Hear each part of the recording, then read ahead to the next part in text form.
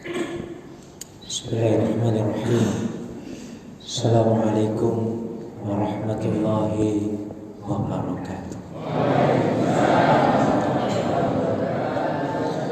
Ila hadratin Nabil Mustafa Sayyidina Muhammad Rasulullah sallallahu alaihi wasallam wa ala alihi wa azwajihi wa auladihi wa dhurriyyatihi wa sallallahu alaina fi hadzal majlis bi syafa'ati Rasulillah sallallahu alaihi wasallam وبالمنفعة البركة بعلم الله تعالى وصل إلى مؤلف هذا الكتاب الشيخ عبد الوهاب الشعراني نفعنا الله به وبعلمه وبركته وفي الدارين آمين.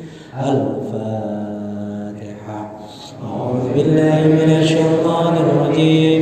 بسم الله الرحمن الرحيم. الحمد لله رب العالمين الرحمن الرحيم مالك يوم الدين إياك نعبد وإياك نستعين اهدنا الصراط المستقيم صراط الذين أنعمت عليهم غير المغضوب عليهم ولا الضالين آمين. Alhamdulillah. Alhamdulillahi Rabbil Alamin. Wabihi nasta'inu ala umuri dunya waddin. Habibina wa syafi'ina wa maulana Muhammadin. Allahumma salli ala Muhammad.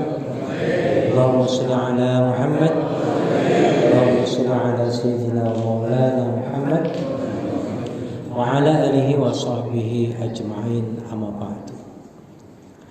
Hadarati muhtaramin, para alimin ulama, para kiai, para asatid, para ajanan, para sesepuh, para khusus genap pengurus Masjid Baitul Amin. Saya amin bang. Karena sudah hampir 15 tahun saya nggak menginjakkan masjid ini, jadi luar biasa kangennya ya.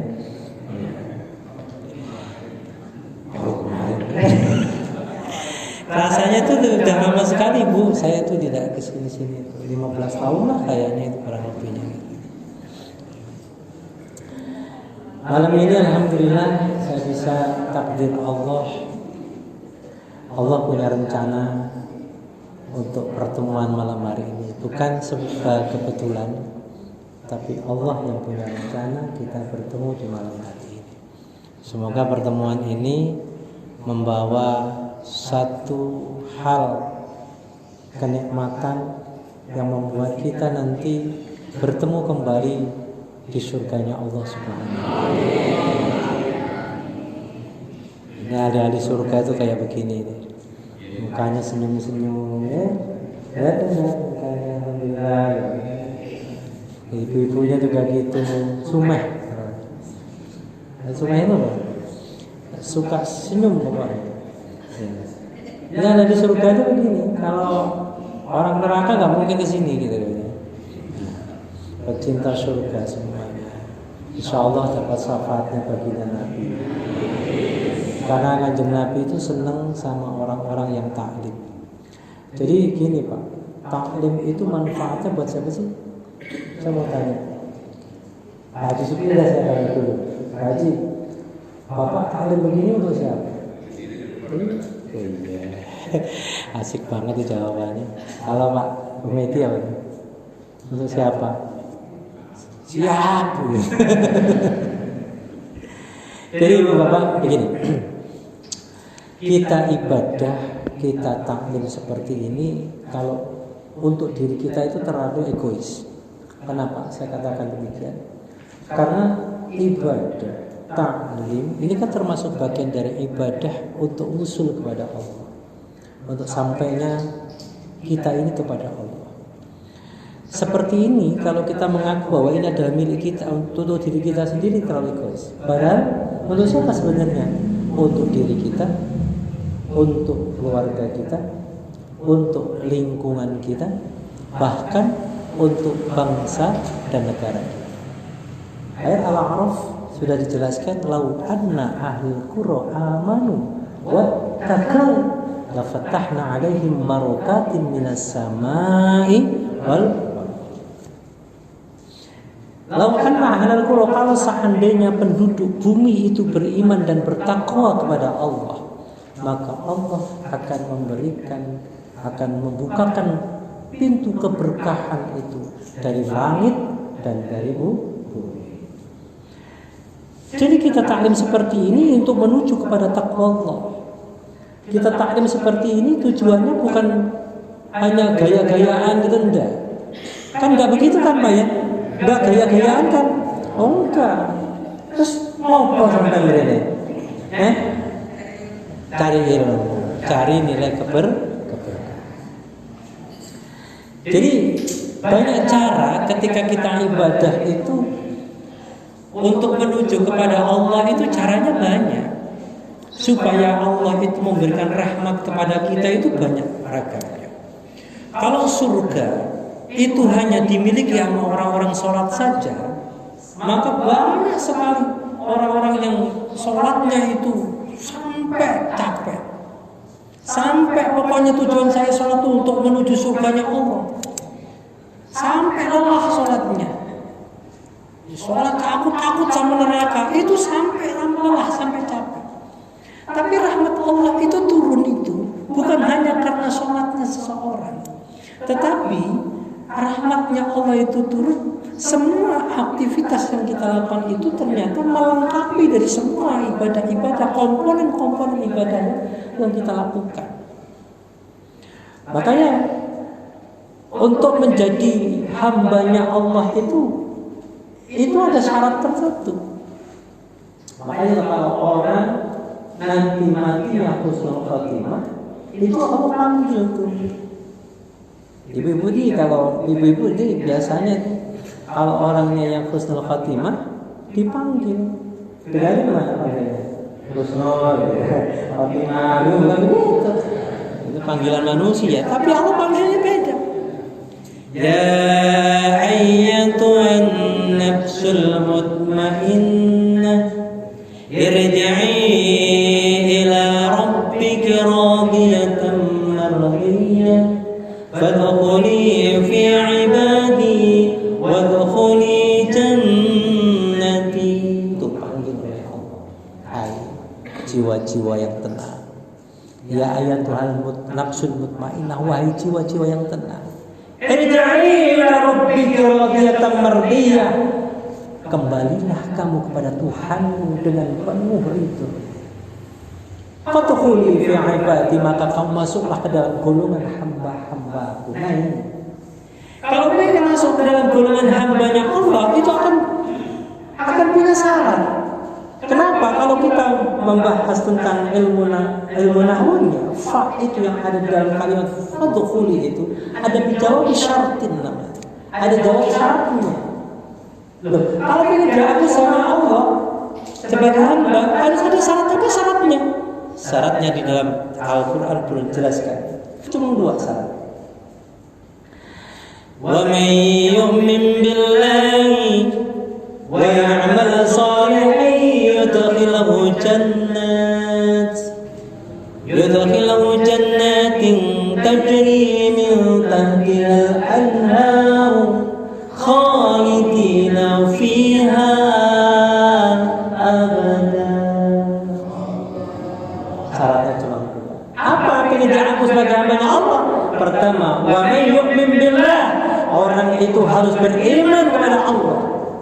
Wa ya'mal salihan, kemudian dia mau beramal saleh. Jadi cuma 2. Maka orang-orang yang beriman dan beramal saleh itu Allah nyatakan, yudkhilhu jannatin tajri min tahtihal anhar khalidina fiha abada. Yudkhilhu, maka akan dimasukkan ke dalam sebuah pintu kebahagiaan yang disebut dengan jannah, yang disebut dengan surga. Yudkhilhu jannatin tajri min tahtihal anhar, yang di bawahnya sungai-sungai mengalir sungai-sungai kan. Untuk apa? Untuk selama-lamanya. Habis dia aku sebagai hambanya Allah. Fadkhuli fi ibadi wadkhuli jannati, dan itu ada wawu atafnya. Dan masuklah ke dalam surga itu. Oke, sama amal soleh. Nah, kemudian amal soleh itu apa sih sebenarnya? Iman harus kita jaga. Kita sudah tahu semuanya, ini semua karakter sudah beriman semua kepada Allah, ya kan? Kemudian amal soleh. Amal soleh itu apa saja tuh Pak? Amal soleh itu apa? Cuma sedekah? Ya enggak. Sedekah itu masih bagian dari amal soleh. Sholat instrumen dari amal soleh. Jadi sholat itu masih instrumen diri kita. Sedekah, sholat, beramal kebaikan. Ini kan bahas tentang sedekah nih. Yang ditandai nama kayak Ali itu kalau nggak salah bab sedekah. Nah, nanti sampai sini juga Pak ujung-ujungnya gitu. Maksudnya ini prolognya begini dulu ya. Nah, amal soleh itu penting. Jadi rangkaian dari semua kegiatan yang kita lakukan itu bentuk dari amal soleh. Termasuk hari ini hadirnya kita ini adalah amal soleh. Tahu kita amal soleh itu cuma masukin uang di kotak. Udah gitu, kalau di masjid ini saya pernah khutbah di sini Pak. Di sini saya khutbah. Itu kotak jalan, itu lancar banget jalannya di masjid ini. Masya Allah benar. Ini masjid mana sih jamaahnya? Nggak berhenti kotaknya, lancar sekali itu. Kayak orang apa namanya? Begitu masuk rotok. Oh 1.000. Di sini ada begitu. Banyak tuh kok. Ada ibu bapak. Cerita lancar banget ujung-ujungnya sampai sana, ya kan? Nah, Bapak sekalian, amal soleh inilah yang nantinya akan membuat kita ini berbagai macam perbuatan yang kita lakukan itu bisa nyampe kepada Allah. Apa saja yang disukai oleh Allah, amal soleh itu diantaranya semua disukai oleh Allah. Tapi hal yang paling disukai oleh Allah di dalam kita ibadah itu yang tidak bisa digantikan oleh siapapun dan kapanpun, waktu apapun tidak bisa menggantikannya, hanya sholat. Sholat itu tidak bisa digantikan oleh orang lain. Sholat itu juga nggak bisa ditunda dengan di hari yang lain. Allah semuanya ibadah masih bisa. Zakat apabila mampu. Puasa juga boleh diganti dengan dari yang lain. Apalagi haji, haji itu kalau bila mampu, umrah kalau bisa mampu. Syahadat itu sudah menjadi pokok utama di dalam ibadah. Sholat ini satu-satunya yang dia bisa. Dan cara turunnya wahyu itu juga berbeda. Kalau selain Allah tinggal memerintahkan Jibril, ya Jibril, Kitailah Muhammad, datang kamu ke Muhammad, sampaikan ini dan suruh amalin, suruh kerjain. Jibril datang, ya Muhammad engkau disuruh puasa, ya Muhammad engkau disuruh zakat, ya Muhammad, kan begitu. Tapi namanya sholat beda. Sholat itu oleh Allah satu kenikmatan yang luar biasa, sampai baginda Nabi dipanggil oleh Allah, diundang oleh Allah melalui mi'rajnya baginda Nabi Muhammad sallallahu alaihi wasallam. Sampai Sidratul Muntaha, Jibril tidak mampu untuk naik lebih ke atas lagi. Karena dari Sidratul Muntaha itu Kanjeng Nabi masih naik di bawah sebuah cahaya yang sangat luar biasa, dihantarkan ke sana yang disebut dengan Rafrahul Aftar. Di sana Kanjeng Nabi diajarkan oleh Allah tentang sholat yang kita lakukan saat ini. Rangkuman dari pekerjaan ibadah-ibadah para nabi dan rasul terdahulu diajarkan semua kepada baginda Nabi Muhammad sallallahu alaihi wasallam. Turun membawa perintah sholat dan tidak diajarin langsung pada ini gini enggak, tapi Kanjeng Nabi langsung bilang, "Sallu kama ra'aitumuni usolli. Salatlah kamu sebagaimana aku salat. Menunjukkan apa? Menunjukkan sebuah keaslian. Itu adalah perintahnya Allah, keoriginalan bahwa itu perintahnya Allah Subhanahu wa ta'ala. Akhirnya perintah sholat mulai dari zaman baginda Nabi sampai saat ini diajarin sholat kita oleh Allah sampai detik ini sholatnya sama. Diawali dengan takbiratul ihram dan diakhiri dengan sah. Dan tidak bisa digantikan dengan yang lain, tidak bisa. Ya, kecuali ada udzur syar'i. Ya, itu kan fikihnya nanti yang akan bicara. Tidak bisa. Makanya sampai Kanjeng Nabi mengatakan menggaransikan bahwa sholat itu adalah tiangnya agama, itu betul. Kan? Tiangnya agama sholat itu. As-sholatu imaduddin. Kalau nggak ngerjain sholat, sudah merobohin agama. Jadi sampai segitunya Kanjeng Nabi. Ya, makanya sampai karena itu adalah perintah yang langsung datang dari Allah melalui baginda Nabi sampai disampaikan. Awaluma yuhasabu bihil abdu as-shalat. Pertama kali nanti yang akan dihisab oleh Allah itu adalah sholat kita. Makanya jangan macam-macam sampean ya. Jangan macam-macam ninggalin sholat seenaknya. Aduh ya Allah. Duh kak. Iya Pak. Kan banget. Tetangga-tetangga kita itu meremehkan banget. Ada nggak ya begitu? Bu, ada nggak Bu? Bu, ada nggak? Orangnya datang nggak? Mana? Ada. Bocor. Ya Allah, itu sholat tuh Pak. Kalau itu luar biasa. Makanya nggak bisa ditinggalkan begitu saja. Nah, orang banyak yang meremehkan sholat, tapi sesungguhnya kita sendiri sholat kita ini bisa disebut sholat yang baik ataukah tidak, itu tergantung dari diri kita masing-masing. Kadang kita merasa itu adalah sholat saya. Ada kan? Ada nggak yang begitu Pak? Gini, nyuruh teman, kamu sholat dong? Gak mau. Mendingan saya mau sholat. Mendingan saya sholat. Nah begitu tuh habis tuh nilainya. Ya kan? Kadang merasa ini adalah sholatku, ini adalah sholat, saya itu sholat gitu. Kadang-kadang merasa begitu. Ayo sekarang dirubah. Karena apa? Inna sholati wa nusuki wa mahyaya wa mamati lillahi rabbil alamin. Ketika kita sholat itu lillah gitu.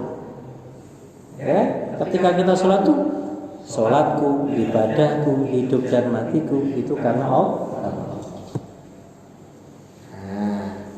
Itu penting Pak.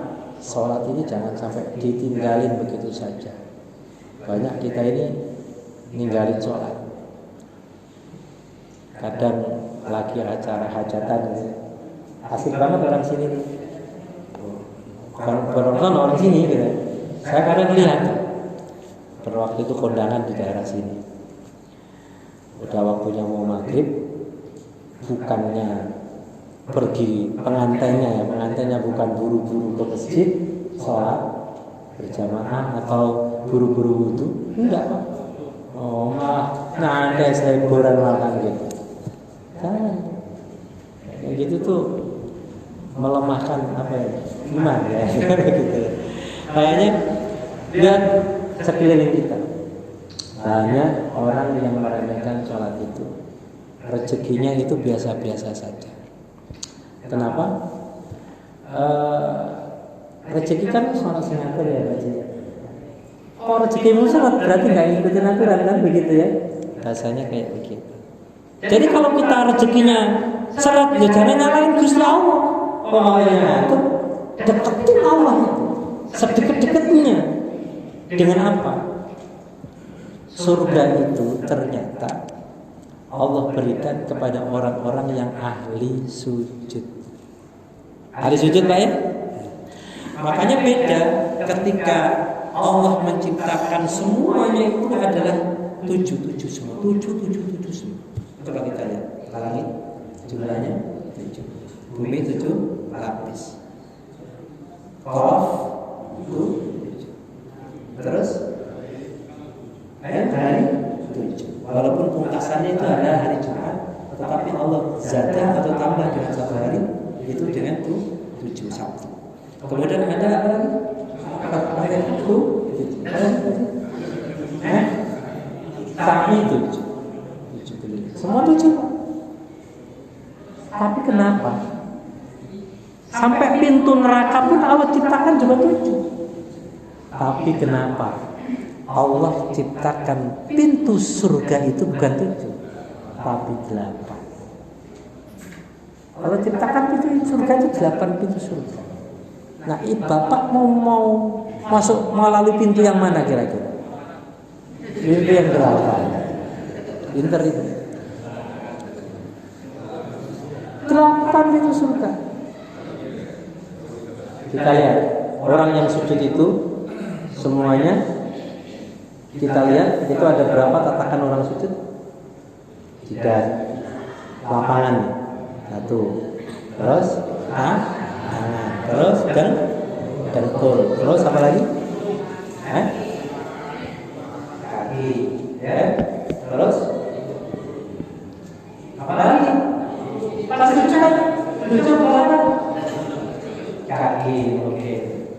7. Ada 7. 1, 2, 3, 1, 3, 5, 7. Ya kan? Kepala, bulat, lutut, kaki. Iya. Kepala, bulat, lutut, kaki. Itu orang sujud. Ada berapa? Ada 7. Nah, orang sujud pintunya sudah 7 tuh. Kenapa dikasih berapa pada kamu? Kalau kita dalam keadaan sujud, semua rangkaian tubuh kita adalah sujud semua. Ada satu hal yang harus kita ketahui, yang tidak dipahami oleh kita. Apa di antara yang satu itu yang sujud juga kepada Allah. Coba kita lihat. Semua ketika kita sujud, semua menghadap arah kiblat semua. Mulai dari kiri kanan, mulai dari kanan ini lurus ke arah kiri kanan. Mulai dari seluruh juga ke arah kiblat. Bahkan kanan kiri pun juga harus menghadap ke arah kiblat. Ini kita tahu begini itu harus menghadap ke arah kiblat. Nah, kalau begini agak sempurna sujud. Tangannya gini. Agak sempurna sujudnya. Jadi satu kiri, tangannya gitu. Kadang orang sujud gini orang semua pada sujud gini. Maka kaki harus menghadap ke arah kiri bapak semua. Kenapa? Tujuannya satu. Tujuannya adalah kiri belakang kita adalah pertama tujuan kita kita ada Ka'bah al-Musharrafah. Semua kita pasti akan jalan di sana. Apa yang harus kita lakukan? Di sini harus kita tarik ke sini dan dalam itu adalah hati kita ini harus sujud kepada Allah. Makanya kadang kita ini sujud tapi hati kita tak sujud.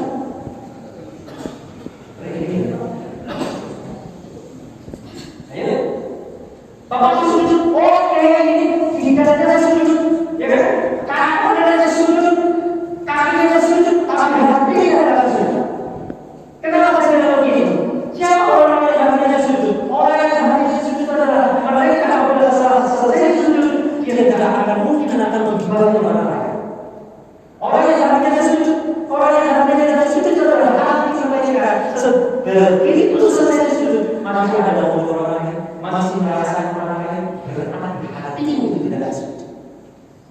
Supaya kita harus dilatih, supaya kita hati kita sujud berlatih. Apa kata konsep dengan Nabi Muhammad SAW di sifat sholat dalam kitab Bulughul Maram itu dijelaskan. Kalau hatimu ingin sujud, maka tumaninah Allah SWT.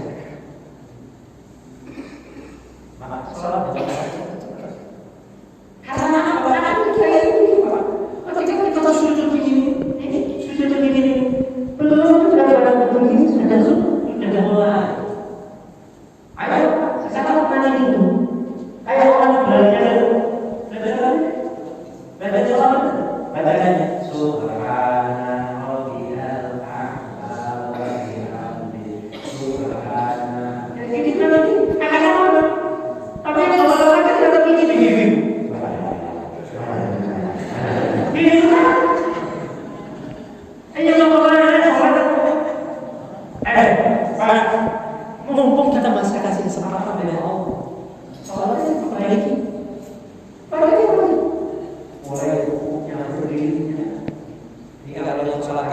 biasanya kumpul ini kan mulai sama guru, mulai sekarang ini coba menghafal ayat yang berbeda. Kalau memang pengen baca ayat, turun ayat, Al-Quran jadi dibaca begini. Begitu lihat ya Allah. Ya apa? Kan ada begitu. Apa baca? Nah, tapi yang penting buat kita adalah memperbaiki diri supaya kita ini menjadi lebih baik. Jadi konsepnya baginda Nabi itu, nih Pak, kalau kanjeng Nabi sholat itu, yang namanya berdirinya beliau itu mesti lama. Coba kita lihat qiyamul lailnya Rasul. Qiyamul lailnya Rasul itu tidak pernah, atau sholatnya itu nggak kurang dari 100 ayat. Di musola sini Pak Haji Sukri Imamin suratnya 100 ayat surat Al-Baqarah, insya Allah orangnya bubar, mengundurkan diri sendiri. Tapi kalau di rumah nggak apa-apa sholat sendiri. Kalau sholat sendiri itu nikmatin Pak bacaan Al-Quran. Misalnya baca surat apa? Surat At-Tabudun misalnya, atau surat At-Tolak. At-Tolak itu 1 rakaat, 1 semua, jadi 2 lembar. Itu selesai 1/4 jam Pak. Sholat witir itu, nih, sholat witir ayat berapa surat pertama kan 3 rakaat. Bahwa biasanya langsung 3 rakaat atau 2 atau 1. Nah, langsung 3 nggak apa-apa. Kalau langsung 3, itu kalau baca suratnya surat 1000 dinar atau surat At-Tolak. Terus yang kedua suratnya Safifis, ketiga surat Falaq dan Nas itu kurang lebih 15 menit.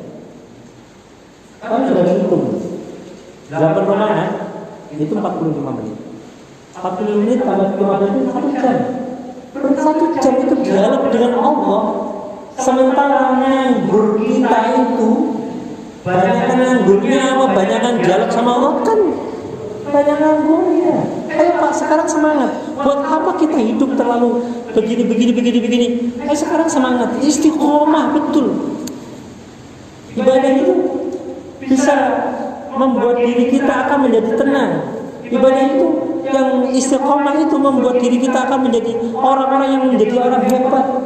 Ya? Ya apalagi anak muda-muda begini. Masih masa-masa belajar. Masih terang-terangnya. Untung dulu Pak Haji Sukri, saya itu karena ilmu itu agak disiplin dulu ceritanya. Ya, Al-Quran dihafalin, ya kan? Al-Fiyah dihafalin. Itu dulu di pondok tuh begitu. Terus apa lagi daya dihafalin. Manfaatnya ketika sekarang ini. Manfaatnya sekarang ini. Ada ini nih taruh. Sekarang coba menghafal juz amma misalkan hafal. Terus sampai Al-Quran itu hafal. Itu manfaatnya mungkin bukan sekarang, tapi nanti di masa tuanya itu akan beda. Ini kita hidup biasa-biasa seperti ini karena kita masa mudanya kita nggak disiplin ilmunya. Jangan nambah dong, begini kan? Nambah doang. Tapi nggak ada kata terlambat untuk menghafal, kan gitu ya? Nggak ada kata terlambat untuk belajar. Mbah Arwani itu hafal Al-Quran itu jauh mulai menghafal itu umur 40 tahun. Umur 60 itu baru hafal Quran. Yang bikin surat pojok itu surat pojok yang selalu ada di pojok, selalu ayat itu. Nah itu makanya saat ini butuh anak-anak generasi ke depan itu adik-adik ya. Kalau kau pengen jadi orang hebat, sekarang coba latih dirimu untuk tahajud. Benar ini, saya dapat ilmu ini dari guru saya, dari kiai saya. Kalau kau ingin istiqomah tahajudmu, ya, maka kamu akan jadi hebat. Orang masih muda-muda seperti ini, sayang umurnya cuma buat main handphone terus. Ada yang begitu sih? Ada nggak? Mana orangnya?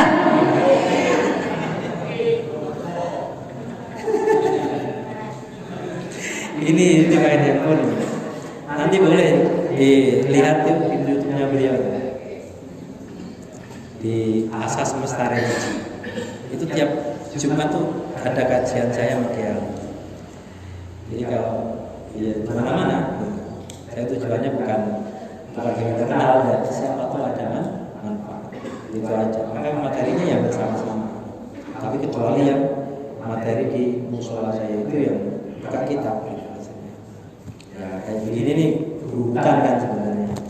Karena ini spesial gitu kan. Ini freestyle gitu maksudnya. Jadi bintang tamu kan gitu. Ya yang diomongin ya yang penting bebas, yang penting enak.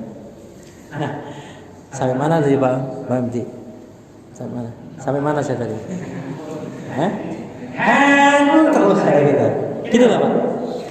Kita itu hidup ke depan kita nggak tahu akan mau jadi apa. Kan gitu kan? Kita nggak tahu ke depan ini mau jadi apa. Ketika istiqomahmu itu yang baik, maka Allah akan menuntun menjadi yang baik. Tapi kalau istiqomahmu hanya handphone terus, maka pekerjaanmu nggak jauh dari handphone ini. Saya yakin Allah akan memberikan, mau mengangkat derajat seseorang itu tergantung dari usaha dan bagaimana orang itu terhadap keilmuannya dan keimanannya. Pertama yang diangkat keiman, kemudian yang berilmu. Nah ilmunya ilmu apa? Kalau ilmunya ilmu kuduk, ya jadinya kan angkatnya bingung Gusti Allah. Ya. Maka penting masih muda begini, ayo semangat Pak, adik-adikku. Ke depan ini milik kalian, negeri ini. Kalau negeri ini nanti dikuasai oleh orang-orang luar, itu betapa menderitanya. Kita nggak tahu sekarang usia kita berapa lagi. Kita hanya mewariskan ilmu-ilmu kepada anak-anak kita. Ke depan 20 tahun yang 20 tahun yang akan datang, ini yang berperan. Kita hanya nonton kalau masih ada umur. Itu loh Pak, persiapan. Makanya saya berharap adik-adik ini disiplin ilmunya. Pondokin yang baik. Ya kan? Saya itu pengen sampai anak saya itu pengen berhasil Pak. Saya dengan tega, ikhlas, bismillahirrahmanirrahim, aku titip kepada Allah, saya pondokin anak saya masih umur 6 tahun, 7 tahun. Sekarang umur 8 tahun, besok ikut khataman sudah. Aku nangis dretes setiap malam. Khataman itu sama itu diikutkan sama kiainya, itu alhamdulillah. Ya, doain Bu ya, doain Pak. Mudah-mudahan jadi generasi ke depan itu milik bangsa gitu. Ya. Terus cita-citanya yang indah itu adalah ingin jadi dokter. Jadi anak saya itu satu ingin jadi dokter, satunya jadi guru. Anak kecil gitu. Jadi yang kecil jangan mau ikut mondok aja itu. Nah, itu. Nah, maksud saya gini Pak. Mumpung ini belum banyak di otaknya itu sesuatu yang kotor-kotor, ya, banyak untuk belajar apa. Nanti seusaha saya ini merasa menyesal karena gak banyak ilmu yang kita dapat. Saya bersyukur kepada Allah, bukan kita membutuhkan itu, tapi alhamdulillahirabbil alamin, ya berkat doa guru kita, doa orang tua kita, akhirnya Allah tuntun ke arah seperti ini, gitu loh. Jadi yang penting sekarang bagaimana meningkatkan kualitas kita di dalam kita beribadah kepada Allah. Karena kita merasa saat ini kita ibadah itu kadang awur-awuran. Ya, taruh misalnya sholat kita ini kadang-kadang ya kayak gitu. Kalau sholat sendiri mesti hawanya pengen buru-buru selesai. Jangan Pak ya? Ada begitu kan di sini? Ada Bu? Ada datang.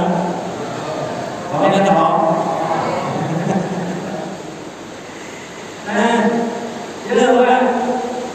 kembali ke masalah yang tadi.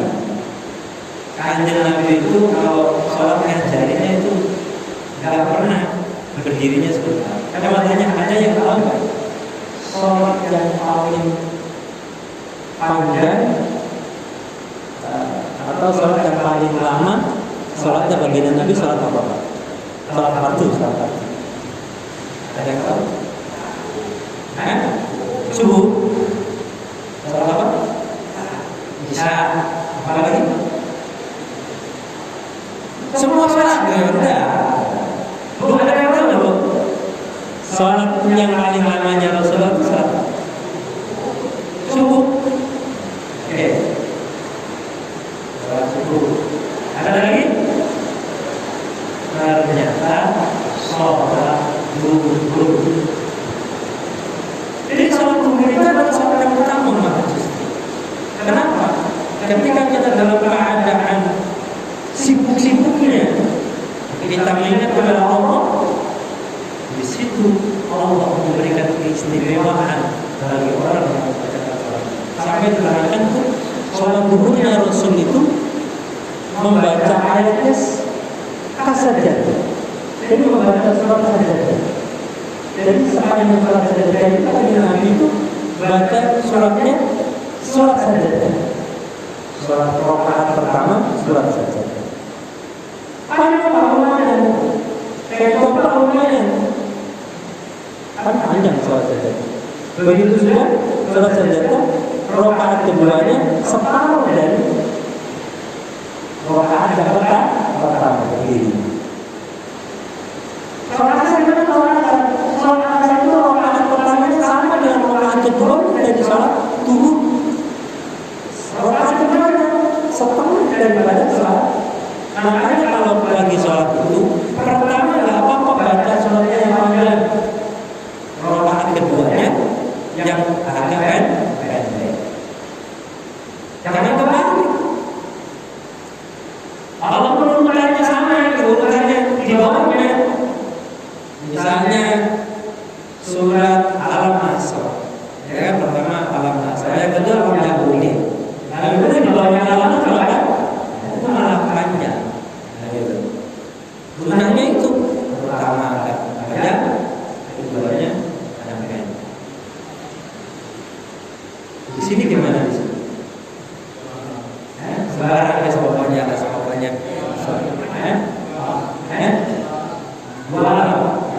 Alam Nasr, alam tawa. Nama dulu ya. Makanya sampai hafal anak-anak itu. Dulu itu jaya itu kalau ngimam maghrib itu mesti kalau kuliah sama guru. Itu anak yang belakang. Qul huwallahu ahad itu Pak. Diganti sama kiai. Inna a'tainakal kautsar. Inna tebakan. Inna lillahi wa inna ilaihi raji'un. Lupa. Karena gaya-gayaan mau diganti begitu. Tetap disangkanya ada yang hafal punya guru. Nah, proses sholat itulah yang membuat kita nyampe paling indah itu tidak terpenuhi. Makanya sholat itu menuntut kepada beberapa hal. Ketika kita sujudnya itu sujud itu Pak. Makanya orang sujud itu hatinya yang bersujud. Itu sama dengan hati itu sebesar kita kalau kita itu lebih luas daripada alam susah. Jika kita berada dengan sesaat saja, pada dalam pakai hati itu lebih luas dari itu. Makanya kan juga bilang kalau orang sholat subuh itu mau berjamaah dari sini seluas alam semesta. Itu maksudnya apa? Hati itu sholat subuh berjamaah itu anak-anak itu lebih tenang. Akan berpikirnya tentang rezeki itu lebih banyak dan keberkahannya Allah berikan. Itu namanya. Kalau paham betul ketika kita itu apa namanya sholat itu ternyata ini pelajarannya. Orang yang sholatnya benar, dia akan punya jiwa satu sabar. Ya, kalau sujudnya itu saja tidak sabar, bagaimana hati kita akan jadi sabar? Makanya di rumah kita dalam sujudnya itu nanti imamnya di depan, imam posisi depan, imam di depan, itu sujud kan boleh jangan begini. Biar ada maknanya. Jadi itu ada di sini sebenarnya yang agak terpetak.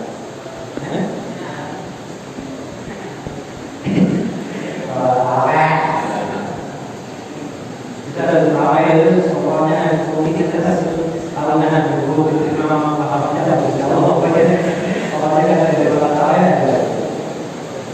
Ayo, sudutnya itu rukunnya ini. Kalau hukum itu kan gini, kalau anak belajar kan gini terus ini lurus, melihat apa? Gitu, kata jalannya kata arah, begitu enak. Jalan itu orang akan jadi kalau baru ini saya dulu yang salah juga.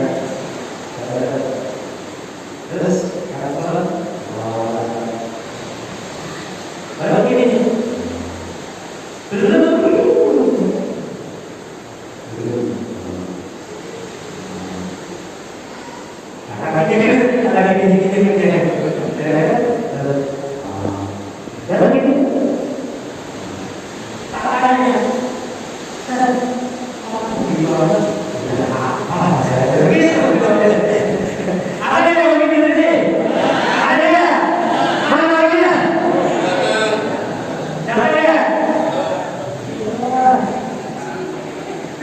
Sablok sama malaikat. Salah. Kalau saya kira sesuatu itu benar gitu loh, Mas. Kalau itu benar. Baik sholat sendiri maupun jamaah jadi gimana coba kita lagi itu.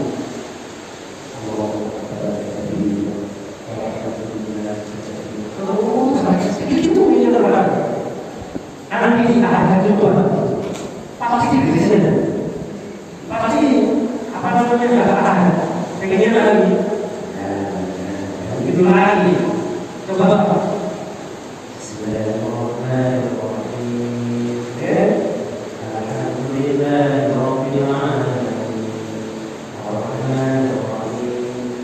Nanti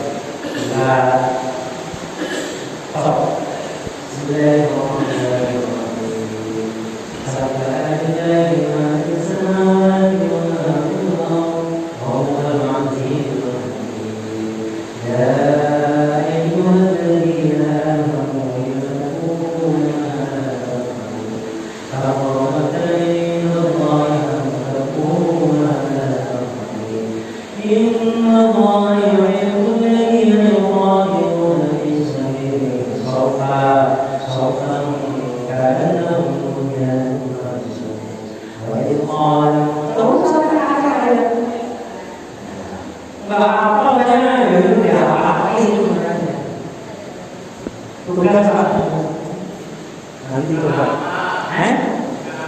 Udah hafal, alhamdulillah.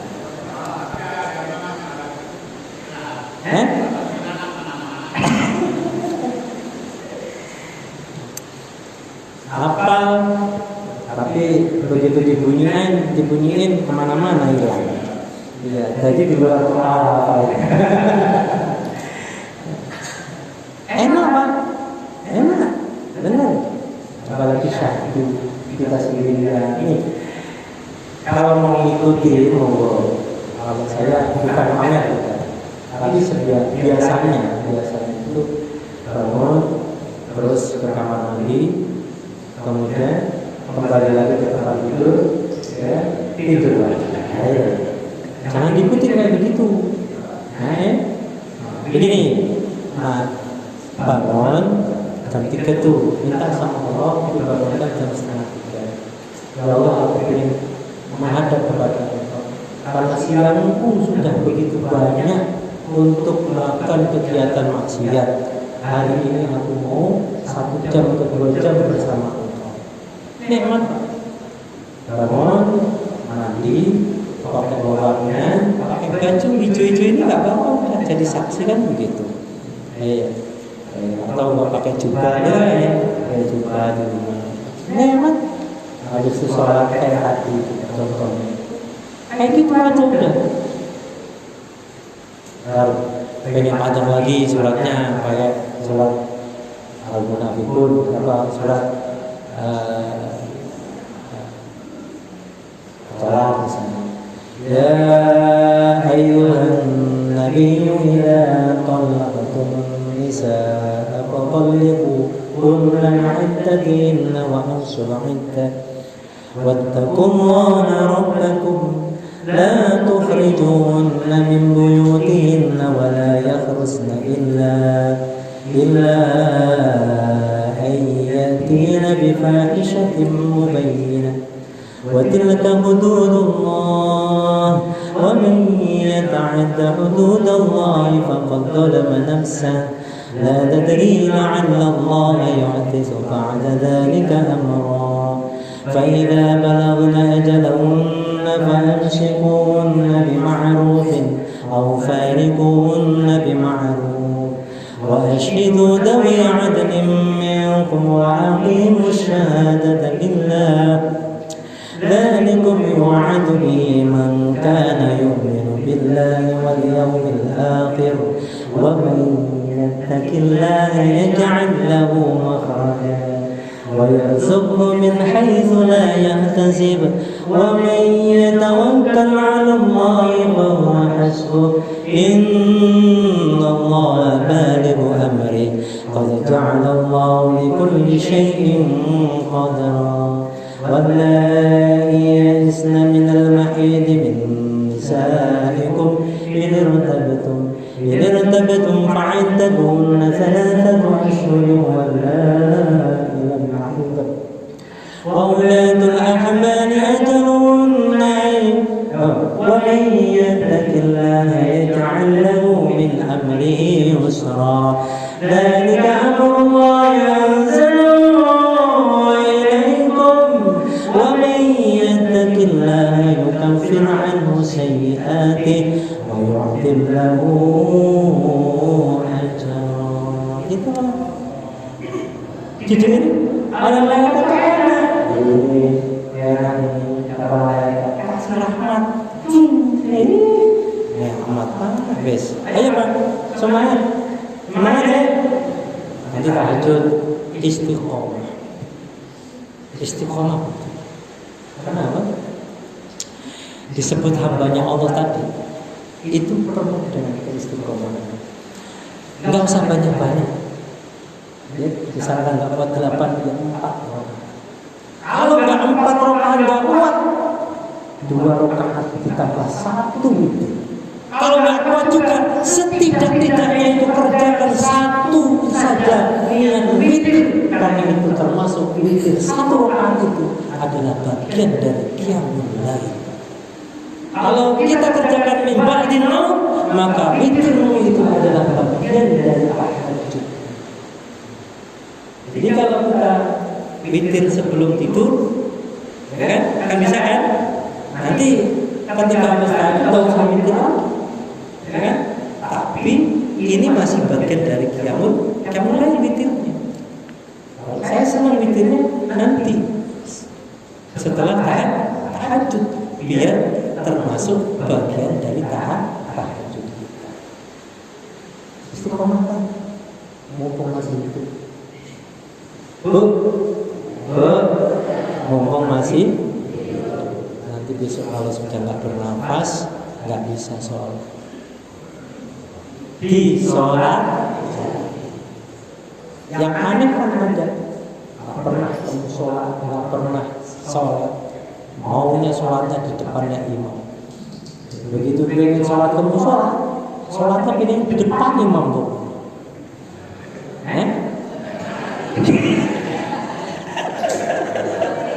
Disolati. Ada juga. Ada tetangga-tetangga gitu sebenarnya banyak begitu. Enaknya hidupnya itu pengen enak gitu. Malas-malas ibadah gitu. Nggak ada yang mau dibanggain di hadapan Allah. Nggak ada mereka. Tapi bapak malam ini dapat ilmu ini, insya Allah nanti akan ada sebuah kebanggaan di hadapan Allah. Iya, orang masih hidup. Itu kalau nggak salah tahajud tuh mungkin brodol semua jenggotnya. Pokoknya kalau nggak tahajud itu langsung brodol satu gitu. Awalnya bungkus semua gitu. Ya. Nah.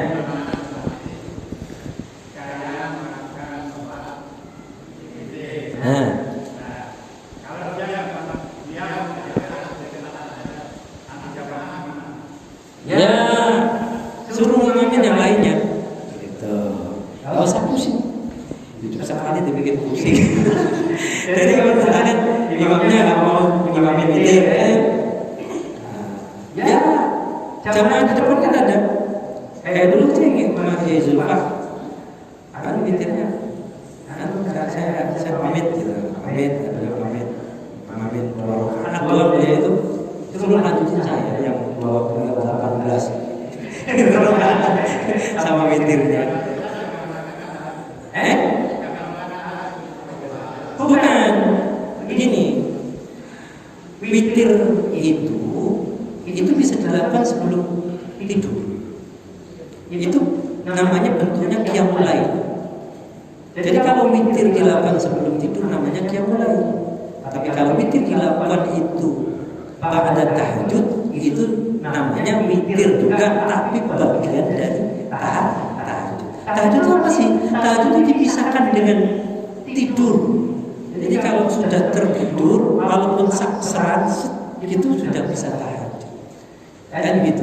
Gak usah lama-lama tidur. Tapi kalau tidurnya sama serat juga nggak boleh. Nggak serat. Malam nggak usah lagi. Berarti Bapak sudah qiyamul lail. Paham ya? Ibu paham ya? Jangan sampai nggak paham. Rugi, datang jauh-jauh dari Banyuwangi ibu. Kalau paham rugi. Apa lagi? Apa lagi? Saya tanya apa lagi ini? Udah. Jadi kalau saya itu jujur, spesialis saya itu sholatan, sama saya itu ngobrol-ngobrol orang takon sholat yang benar gitu, supaya itu bagian ilmu yang nantinya dipakai, ilmu saya bermanfaat maksudnya. Jadi kalau sholatnya buru-buru itu tidak enak kan, karena saya melakukan itu uji coba itu udah luar biasa, udah bertahun-tahun. Jadi sampai kenapa saya pakai wiridannya itu Al-Quran. Saya lihat itu baca surat-surat yang pendek, juz 29, juz 28. Itu sengaja. Buat apa? Buat wirid saya aja. Itu gantian tuh besok surat At-Tahrim, ganti lagi surat Al-Mulk. Lumayan buat menghafal lagi yang dulu sudah melanyahkan. Niatnya kayak gitu saja. Kadang tak banyakin sholatnya gitu. Ya kadang mulai dari jam 1 selesai jam 4 gitu. Nah, saya jam 1 selesai jam 4, sisanya tidur. Iya Pak. Jadi coba Pak. Kali gini. Saya mau tanya Pak, Sukri biasanya tidur jam berapa bangunnya? Tidur jam 9. Terus bangunnya? Setengah 3. Itu kalau biasa itu bisa kan jam berapa tidurnya biasanya? Ayo jujur. Musuh saya bohong lah. Kapal nggak benar. Jam berapa biasanya? Nggak tentu, ada main handphone terus. Chattingan terus sayang. Gitu chattingan. Apa kabar? Gitu. Jam berapa? Jam? Bangun. Siapa yang bangunin? Bangun. Subuh. Rugi. Kan benar lagi. Jam 10 tidur, bangun jam setengah 3 langsung alarm ya. Caranya banyak. Jadi begitu. Biar kita ini manfaat hidupnya, manfaat kita hidup itu bermanfaat buat diri kita, juga nantinya akan efeknya buat keluarga kita. Ketika Allah itu cinta dan suka kepada kita, persoalan apapun pasti Allah berikan kepada kita. Jangan khawatir. Jadi membuat Allah senang itu cara kita. Bagaimana caranya yang dicintai oleh Allah itu apa? Wa minal laili fatahajjat bihi nafila lak ya asa ay yab'atsaka rabbuka maqaman mahmuda. Itu akan otomatis kasih makam satu tempat yang terpuji di sisi Allah, bukan main-main, di sampingnya Allah Subhanahu wa ta'ala. Itu makanya rugi. Nah, kalau bangun setengah 3 1 jam cukup. Saya bacanya itu surat-suratnya suratnya itu. Kalau misalnya capek, nggak apa-apa surat pendek. Kalau saya mepet waktunya juga suratnya pendek. Surat pendek karena nggak cukup waktunya. Gitu. Jadi nggak harus surat banyak. Nah, kalau saya niatnya ya karena untuk mengingat Al-Quran saya. Jadi kalau ketika kita ini saat ini sholat kok asal-asalan itu rugi banget. Oh sama-sama wudhunya sudah oke, ya kan? Sholatnya kok cepat kita rubah sekarang. Ini Allah gak akan rubah hidup kita kalau kita ini tidak mau rubah sendiri. Ya kan? Inna Allah la yughayyiru ma biqawmin hatta yughayyiru ma bi anfusihim. Allah gak akan rubah hidup kita. Kalau kita mau dirubah, kalau kita dirubah, kita ingin berubah ya Allah. Nah, kenapa ini? Ulama-ulama dulu, kiai-kiai dulu mesti akan jadi kiai. Kenapa? Karena mujahadahnya ayah ibunya itu yang luar biasa. Kalau kita ingin punya keturunan yang baik, yang benar-benar harus diawali dari orang tuanya. Mujahadahmu sampai seberapa sih? Kalau memang istiqomah kita bukan hari ini oleh Allah diberikan kepada kita, saya yakin akan diberikan kepada zuriat kita. Keistiqomahan kita, tahajud kita, baca Quran kita mungkin belum diberikan oleh Allah. Hasilnya itu pada kita baru sedikit diberikan kepada kita. Karena keikhlasan kita pasti akan diberikan kepada zuriat kita, diberikan sama keturunan kita. Makanya wajar kalau anak kita yang ahli Quran, anak kita yang istiqomah pada Allah, gampang disuruh ngaji. Gampang. Coba kita lihat anaknya Kiai Ali semuanya pondok. Kenapa? Orang tuanya mujahadahnya kuat. Saya bukan penting. Saya cerita kakak saya sendiri. Mumpung beliau gak ada. Kalau ada dia ketawa-ketawa senyum-senyum aja. Kamu cerita kemarin juga. Tapi saya aku itu. Jadi keberita ini dalam rangka mau pisahkan kita Pak. Anak yang pertama sifat. Itu aja Pak ya. Mau dapat nanti selesai itu suruh mimpin pondok pesantren berita. Nah, iya Pak. Jadi kalau kita ini cuma standar saja jadi orang tua, anak itu juga standar Pak. Nggak pakai MJ udah. Kalau kita malas ibadah, jangan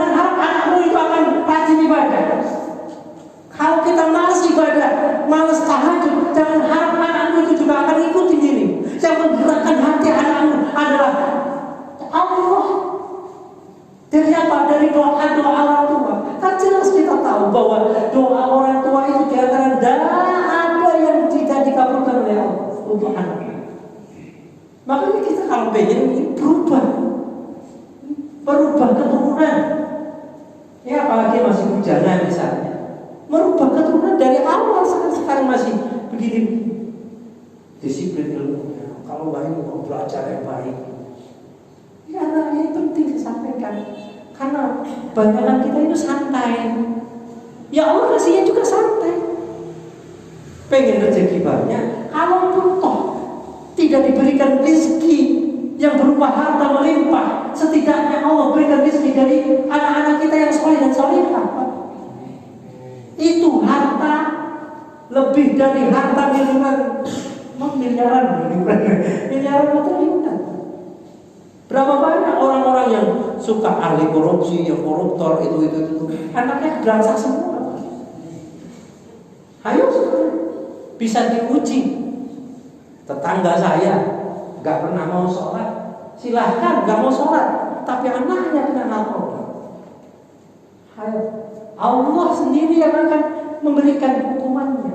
Dia nggak tahu kalau Allah itu memberikan hukuman buat orang tuanya. Dia nggak paham kalau yang namanya jauh dari Allah, Allah pun juga akan jauh dari kita. Hadis kursinya kan jelas, aradtuhu walam yuridni fataratuhu. Aku itu sebetulnya mengingat dia, kata Allah. Aku itu mengingat dia, tapi dia tidak mengingat aku. Aku tinggalkan dia. Itu hadis kursi, Pak, di kitab Naswaibul Ibad. Jadi kalau kita pengen butuh Allah, ya kita deketin Allah. Kita ini kadang-kadang sedeng pengen Allah ngasih rezeki sama kita, tapi kitanya nggak mau dekat dengan Allah. Ada yang begitu? Uangnya teko? Ya. Mana orangnya? Ya Bu. Bu ya? Ya. Ya Bu. Ya. Pak. Ayo. Kang, ya. Insyaallah, Dek. Ya. Kamu ngantuk? Ngantuk? Ngantuk. Ntar mukul lagi, ntar lagi. Sallallahu ala Muhammad. Sallallahu alaihi wasallam. Sallallahu ala Muhammad. Sallallahu alaihi wasallam.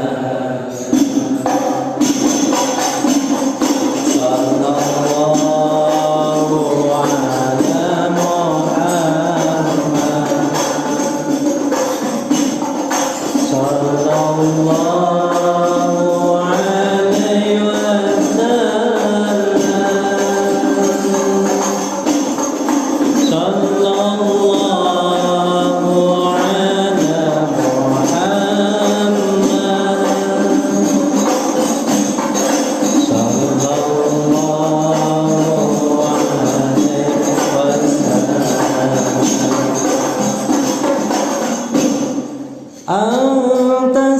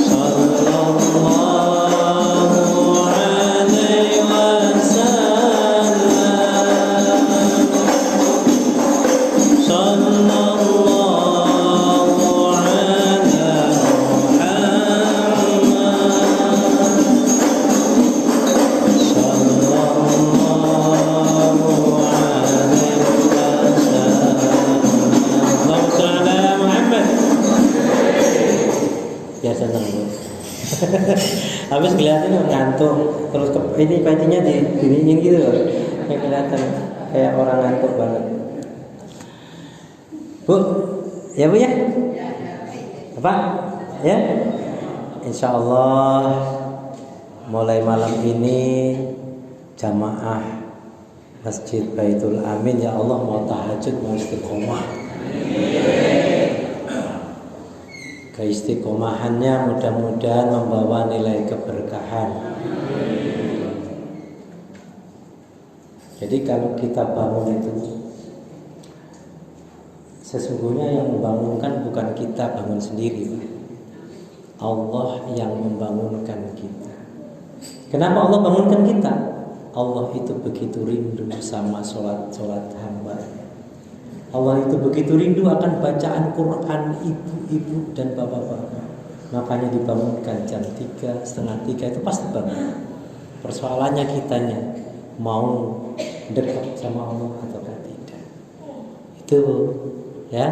Makanya rugi mumpung masih kasih usia, masih bisa bernafas. Semoga Allah memberikan kita tambahan keberkahan. Amin. Yang penting jaga diri, jaga hati dan jaga cinta kepada Allah dan kepada Rasulnya. Makanya saya kemana-mana titip pesan. Setelah tahajud itu gandengannya selalu Quran.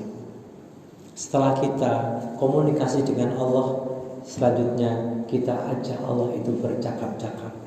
Allah kita ajak ngobrol dengan bacaan Al-Quran kita. Kan Al-Quran itu kan kalamullah.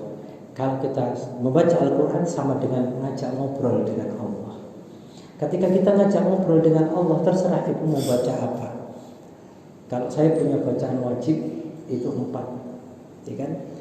Saya punya bacaan wajib dari pondok sampai sekarang ini itu 4. Apa itu? Surat Yasin, Waqiah, Tabarok, sama Al-Muzammil. Itu bacaan wajib saya. Kalau Bapak mau ikutin, monggo silahkan.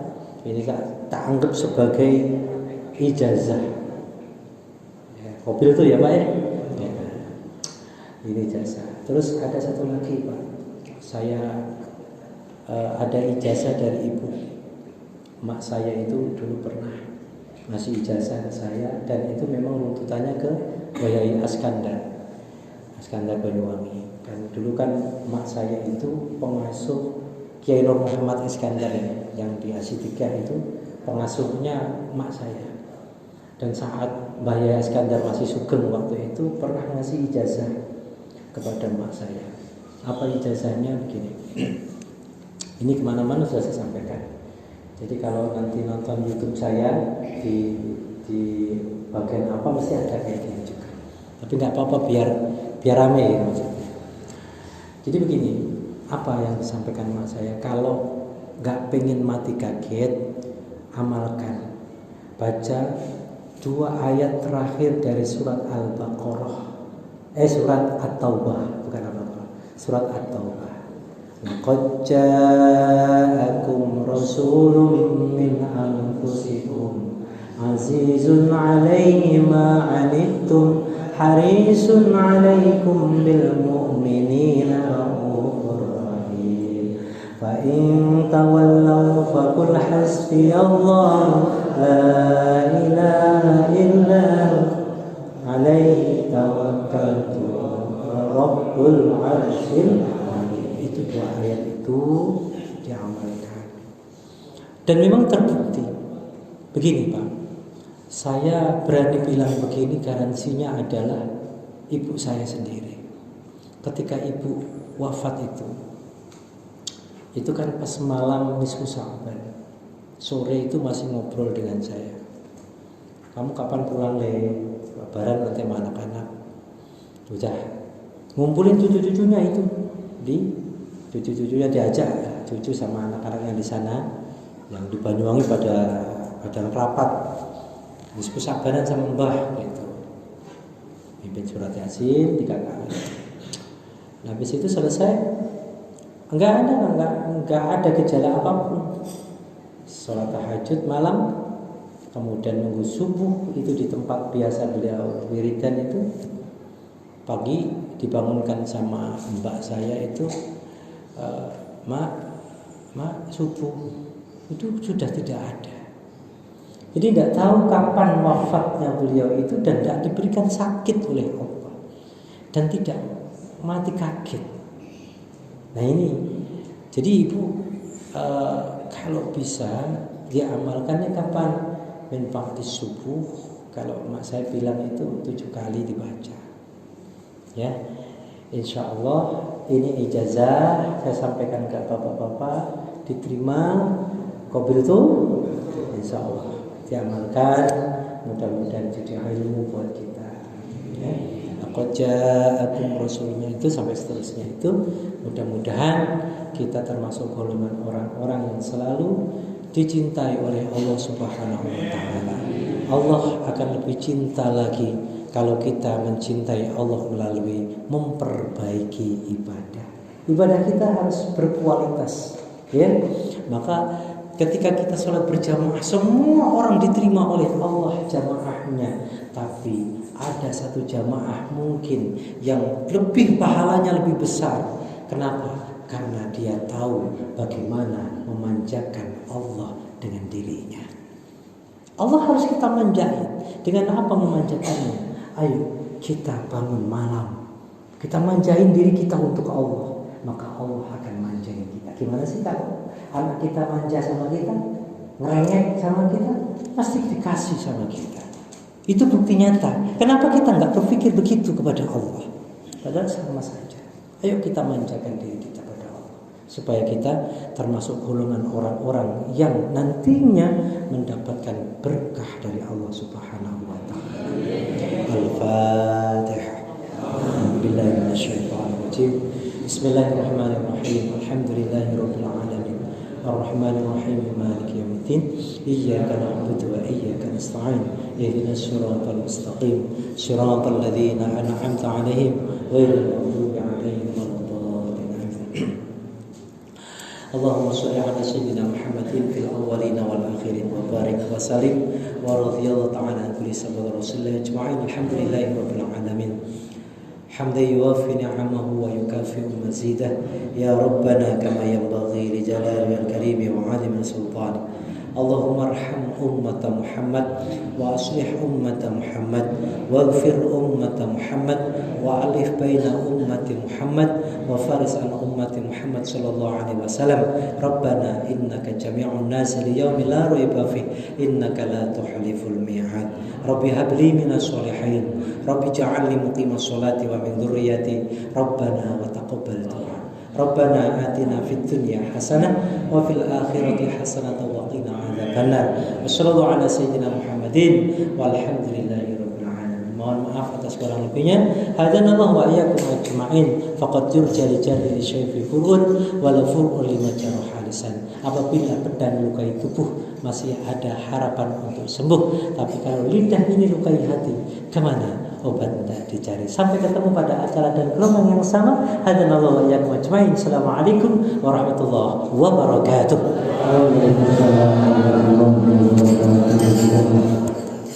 Sholatnya yang disampaikan oleh guru kita, mudah-mudahan kita bisa mengamalkannya.